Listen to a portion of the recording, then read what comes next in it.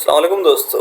Rate जो ही हिकिड़ो ॿियो क्वेश्चन था कयूं त हिकिड़ी कार आहे जंहिंखे 22 लीटर मतिलबु यूज़ करे थी। अगरि 22 लीटर त 250 किलोमीटर सफ़र करे थी। 22 लीटरनि में 250 किलोमीटर सफ़र करे थी त ॿुधायो केतिरो डिस्टेंस कवर कंदी जेकॾहिं हाणे लीटरनि जी 60 लीटर्स अगरि ॾिना वञनि गाॾी खे। ठीकु आहे, त ॿ शयूं यूज़ थियनि थियूं हिते। हिकिड़ी शइ थी थिए डिस्टेंस ऐं ॿियो थो थिए पेट्रोल। ठीक है दोस्तों, ये ॿ शयूं यूज़ थियूं थियनि त जेकॾहिं 22 लीटर गाॾी में आहिनि त पोइ 250 किलोमीटर्स थिए थो सफ़र। ऐं जेकॾहिं 60 लीटर ॾिना वञनि त ॿुधायो एक्स यानी घणो थींदो, यानी एक्स थींदो।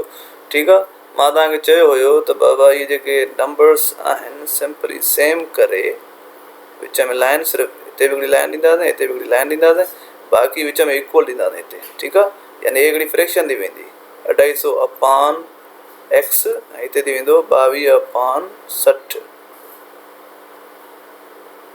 पोइ हाणे छा थींदो BCM by cross multiply by cross multiply, त पोइ छा थींदो हिते 22x 60 ऐं 250। ठीकु आहे दोस्तों, हाणे 22 हिते था कनि मल्टीप्लाई, इहे वेंदा हेॾे त छा कंदा डिवाइड कंदा, यानी एक्स पोइ त 22 वेंदा त एक्स बचंदो 60 मल्टीप्लाई 250 ऐं हिते ईंदा 22। अच्छा, त कैलकुलेटर ते जल्दी जल्दी हिन जो आंसर कढी वठूं। 60 डिवाइड बाय 250 डिवाइडेड बाय 22 यानी 681.8।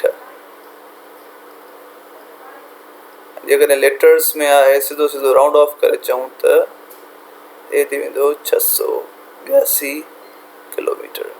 एक्चुअल तो थे 681, पर जे तव्हांखे क्वेश्चन में चई बाबा राउंडिंग करे ॿुधायो डायरेक्ट त थींदा घणा लीटर, त 682 किलोमीटर राउंडिंग असांजो आंसर आयो आहे। फाइनली त 3 मिनटनि में इहो क्वेश्चन थी वियो। एॾो लेंदी कोन्हे, सिर्फ़ु ऐं सिर्फ़ु तव्हांखे छा अचणु घुरिजे, तव्हांखे डेटा लिखी करे उनखे फ्रैक्शन इहे शइ ठाहे, फ्रैक्शंस ठाहे, विच में इक्वल ॾेई BCM cross multiply, CM chief minister न, क्रॉस मल्टीप्लाई करणु सिखो। उहो मल्टीप्लाई करे आऊं पोइ जेकॾहिं हिकिड़े पासे 2 शयूं मल्टीप्लाई में आहिनि, मिसाल A ऐं B आहे, ॿिए पासे C ऐं D आहे, तव्हांखे हिते B जो वैल्यू खपे त हिनखे परते खणी वेंदव न ज़ाहिर आहे, त इहो हले वेंदो हेॾे हेठि, त हितां गुम थी वेंदो, हेठि हली वेंदो, हिते वञी B बचंदो। अहिड़े हिसाब सां मां ईअं ई कयो, हिते मां 22 खे खणी हेॾे हले वियुमि त हेठां अची विया हुया 22। ॾिसो हिते ॾिना आहिनि न, ॿियो कुझु बि न आहे। उमेदु आहे मूंखे सम्झ में अचे थी ॻाल्हि। जेकॾहिं कोई प्रॉब्लम हुजे त पुछी वठिजो।